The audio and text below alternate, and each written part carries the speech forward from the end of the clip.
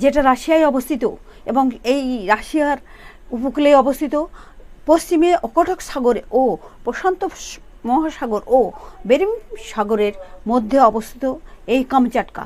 তো কামচাটকায় ভীষণভাবে এক ভূমিকম্প সৃষ্টি হয়েছে কালকের ঘটনাটা, কিন্তু আপনাদের সামনে তুলে ধরছি কারণ অনেকের হয়তো অজানা থাকতে পারে।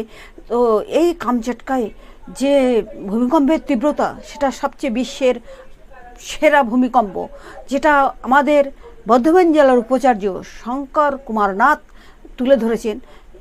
তিনি বলেছেন যে 1952 সালে যে ভূমিকম্প হয়েছিল সেটা কিন্তু 7 পয়েন্ট সামথিং, কিন্তু এই যে ভূমিকম্প হলো সেটা প্রায় 9-এর কাছাকাছি তীব্রতা ছিল।